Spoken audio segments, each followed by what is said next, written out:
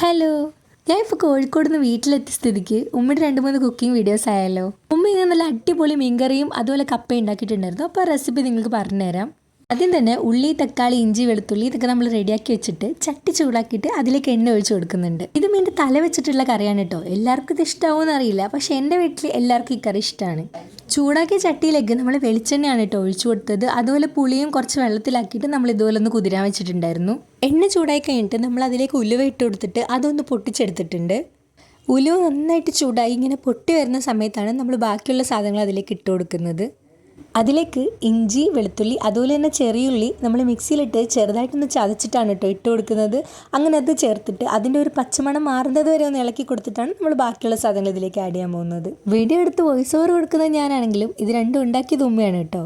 നമ്മൾ മിക്സിയിൽ ചതച്ചെടുത്ത ഇഞ്ചി, വെളുത്തുള്ളി കുറച്ച് നേരം ഒന്ന് ഇളക്കി കൊഴുത്ത് കഴിഞ്ഞിട്ട് അതുപോലെ തന്നെ നമ്മൾ ചതച്ചെടുത്ത ചെറിയുള്ളി ആഡ് ചെയ്ത് കൊടുക്കുന്നുണ്ട്. ചെറിയുള്ളി വേഗം വാടാൻ വേണ്ടിയിട്ട് നിങ്ങൾക്ക് എല്ലാവർക്കും അറിയുന്നത് പോലെ ഉപ്പ് നമ്മൾ ആഡ് ചെയ്ത് കൊടുത്തിട്ടുണ്ടായിരുന്നു. ഇത് മൂന്ന് നന്നായിട്ട് വാടിയതിന് ശേഷമാണ് നമ്മൾ തക്കാളി ഇട്ട് കൊടുക്കുന്നത്. തക്കാളി ഇതുപോലെ തന്നെ നന്നായിട്ട് വാടുന്നത് വരെ നമ്മൾ ഇളക്കി കൊടുത്തിട്ടുണ്ടായിരുന്നു.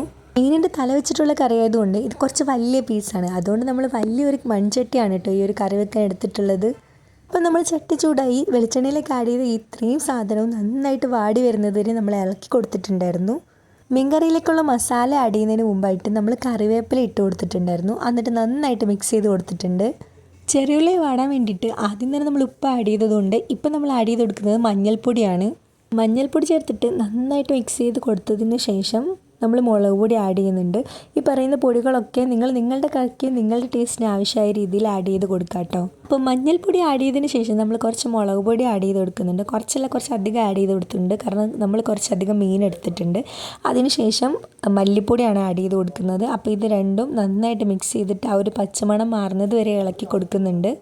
മൂന്നാമതായിട്ട് നമ്മൾ ഇതിൽ മല്ലിപ്പൊടിയാണ് ആഡ് ചെയ്ത് കൊടുക്കുന്നത്. ഈ പൊടികളൊക്കെ ആഡ് ചെയ്യുന്നതിന് മുമ്പായിട്ട് നമ്മൾ ഫ്ലെയിം നന്നായിട്ട് കുറച്ച് വെച്ചിട്ടുണ്ടായിരുന്നു. ഇപ്പോൾ ചേർത്ത് കൊടുത്തത് കുരുമുളകും പെരിഞ്ചീരവും കൂടെ പൊടിച്ച ആ ഒരു പൊടിയാണ്. മസാല ആഡ് ചെയ്ത് നന്നായിട്ട് ഇളക്കി കൊടുത്ത് അതിൻ്റെ പച്ചമണം മാറിയതിന് ശേഷം നമ്മൾ നേരത്തെ പുളി വെള്ളത്തിലിട്ട് വെച്ചിട്ടുണ്ടായിരുന്നു. ആ വെള്ളവും പുളിയും കൂടെ ഈ ഒരു ഇതിലേക്ക് ആഡ് ചെയ്ത് കൊടുക്കുന്നുണ്ട്. നമ്മൾ അല്ലാതെ വേറെ വെള്ളം ഒഴിക്കുന്നില്ല. ഈ ഒരു പുളിയിൽ നമുക്ക് ആവശ്യമുള്ള വെള്ളം നമ്മൾ എടുത്തിട്ടാണ് അതിങ്ങനെ കുതിരാൻ വെച്ചിട്ടുണ്ടായിരുന്നത്. അതുകൊണ്ട് വേറെ വെള്ളം നമ്മൾ സെപ്പറേറ്റ് എടുത്തിട്ടില്ല. ഇത്രയും ചെയ്ത് കഴിഞ്ഞപ്പോൾ ഏകദേശം നമ്മുടെ കറിയുടെ ഗ്രേവി റെഡി ആയിട്ടുണ്ട്. ഇനി ആവശ്യത്തിനുള്ള ഉപ്പും കൂടി ഇട്ട് കൊടുത്താൽ മതി. ഈ ഒരു ഗ്രേവി നന്നായിട്ട് തിളച്ച് വരുമ്പോഴാണ് നമ്മൾ മീൻ ഇതിലേക്ക് ഇട്ട് കൊടുക്കുന്നത്. ഈ ഒരു അരപ്പ് നന്നായിട്ട് തിളച്ച് കഴിഞ്ഞിട്ട് നമ്മൾ മീനും ആഡ് ചെയ്ത് കൊടുത്തിട്ടുണ്ടായിരുന്നു. മീൻ നന്നായിട്ട് വെന്ത് കഴിയുമ്പോൾ എണ്ണയൊക്കെ ഒന്ന് തെളിഞ്ഞ് വരും. അപ്പോൾ നമ്മൾ കറി നേരെ ഓഫാക്കിയിട്ട് എടുത്ത് മാറ്റി വെക്കണം. ഈ ഒരു കറി നമ്മൾ ഉണ്ടാക്കി ഉടനെ തന്നെ കഴിക്കുന്നതിനേക്കാൾ കുറച്ചുകൂടെ ടേസ്റ്റാണ്. ഒരു 1-2 മണിക്കൂർ നമ്മളൊന്ന് വെയിറ്റ് ചെയ്തിട്ട് നമ്മൾ കഴിച്ച് നോക്കുന്നത്.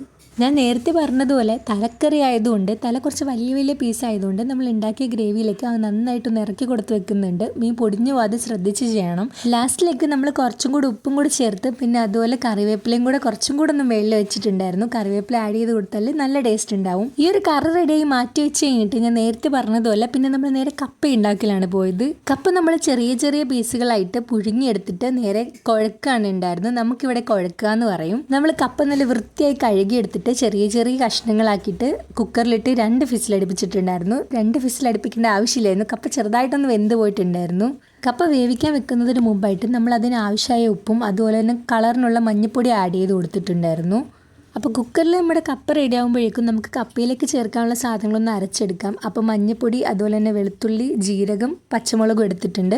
പിന്നെ ഇത് നമ്മുടെ കപ്പ താളിക്കാൻ വേണ്ടിയിട്ടുള്ള എണ്ണ, അതുപോലെ തന്നെ കടുക്, വറ്റൽമുളക്, പിന്നെ കുറച്ച് കറിവേപ്പിലയും കൂടെ നമ്മളൊന്ന് ചൂടാക്കിയിട്ട് ആ ഉണ്ടാക്കിയ കപ്പയിലേക്ക് ആഡ് ചെയ്ത് കൊടുത്തിട്ടുണ്ടായിരുന്നു. അങ്ങനെ നമുക്ക് താളിക്കാനുള്ള സാധനങ്ങൾ കരിഞ്ഞു പോകാണ്ട് നമ്മൾ ചെറിയ തീയിൽ വെച്ചിട്ട് ഒന്ന് ചൂടാക്കി എടുത്തിട്ട് നമ്മൾ ഉണ്ടാക്കിയ കപ്പയുടെ മേളിലേക്ക് ആഡ് ചെയ്തിട്ട് നന്നായിട്ട് മിക്സ് ചെയ്തെടുക്കുന്നുണ്ട്.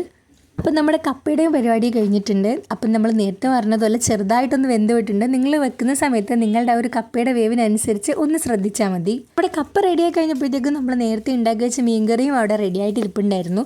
അപ്പം ഞാൻ നേരത്തെ പറഞ്ഞതുപോലെ നിങ്ങൾ കഴിക്കുന്നതിലും കുറച്ച് അധികം നേരം മുമ്പ് ഉണ്ടാക്കി വെക്കുകയാണെങ്കിൽ ആ ഒരു മീനിലേക്ക് ഉപ്പും പുളിയൊക്കെ ഇറങ്ങിയിട്ട് കഴിക്കുന്ന സമയത്ത് നല്ല ടേസ്റ്റ് ഉണ്ടാവും. അപ്പോൾ എൻ്റെ വീഡിയോ ഇഷ്ടപ്പെട്ടാലേ ലൈക്ക് ചെയ്ത് സപ്പോർട്ട് ചെയ്ത് സബ്സ്ക്രൈബ് ചെയ്യാൻ മറക്കരുത്. താങ്ക്